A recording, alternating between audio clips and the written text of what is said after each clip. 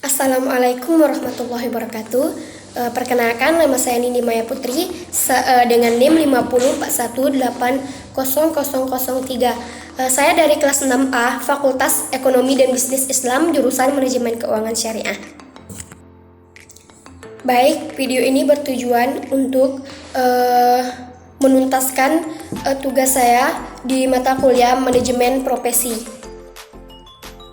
Baik, saya akan mereview jurnal tentang pemanfaatan Corporate Social Responsibility atau CSR bagi peningkatan kualitas hidup manusia di Indonesia. Tanggung jawab terhadap perwujudan kesejahteraan sosial pada suatu negara tidak hanya menjadi tanggung jawab pemerintah, tetapi juga melibatkan peran serta pihak lain. Salah satu contohnya adalah perusahaan-perusahaan dan bidang industri yang sangat berperan penting dalam mendorong pertumbuhan ekonomi yang sehat. Selain mengupayakan kehidupan yang layak bagi masyarakat, keterlibatan pihak-pihak tersebut juga bertanggung jawab untuk menjaga dan memelihara kestabilan lingkungan hidup dan sosial. CSR mengharuskan perusahaan untuk mengambil keputusan kebijakan internal yang diperhitungkan secara tepat dalam memutuskan perlakuan pada lingkungan sekitar. Sekian Merhon dalam Soeharto pada tahun 2007 di halaman 102 memberikan definisi CSR sebagai suatu kepedulian organisasi bisnis untuk bertindak dengan cara mereka sendiri dalam melayani kepentingan organisasi dan kepentingan publik eksternal. Hal ini mengharuskan perusahaan untuk membuat keseimbangan antara kepentingan beragam pemangku kepentingan eksternal dengan kepentingan pemegang saham yang merupakan salah satu pemangku kepentingan internal. Price dan Ferry pada tahun 1995 juga menyebutkan bahwa ada 3 komponen dalam pengukuran kualitas hidup, yaitu yang pertama komponen objektif, komponen subjektif, dan komponen kepentingan. Di Indonesia, pemahaman mengenai CSR ini telah masuk pada tahap pertumbuhan, baik secara konseptual maupun praktiknya.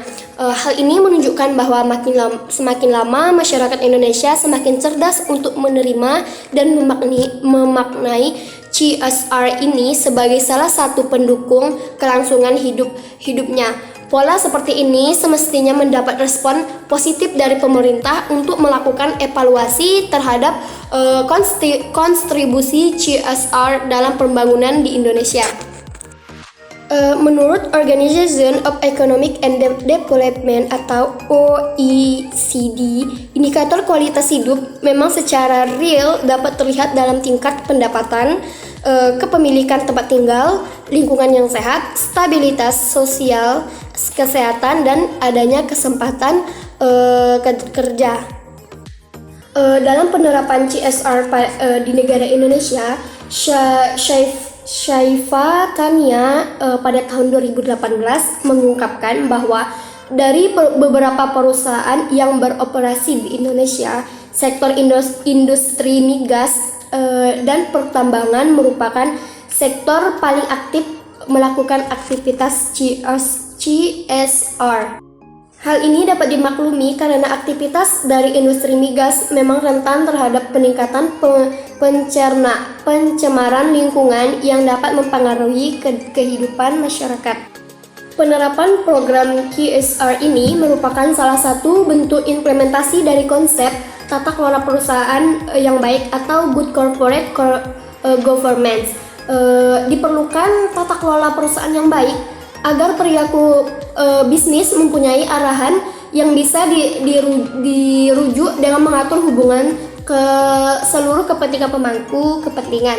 Hal ini dilakukan agar dapat memenuhi secara proporsional dalam pencegahan kesalahan-kesalahan signifikan pada strategi korporasi dan memastikan kesalahan-kesalahan yang terjadi dapat diperbaiki sesegera mungkin. Pemanfaatan CSR selama ini memang belum dapat dirasakan secara berkesinambungan. Sebuah langkah konkret dibutuhkan untuk memfokuskan pihak-pihak terkait yang berkompeten di bidangnya untuk mendukung jalannya pemanfaatan CSR di Indonesia. Baiklah, mungkin itu yang dapat saya sampaikan. Jika ada kesalahan, saya mohon maaf. Saya tutup dengan wassalamualaikum warahmatullahi wabarakatuh. Terima kasih.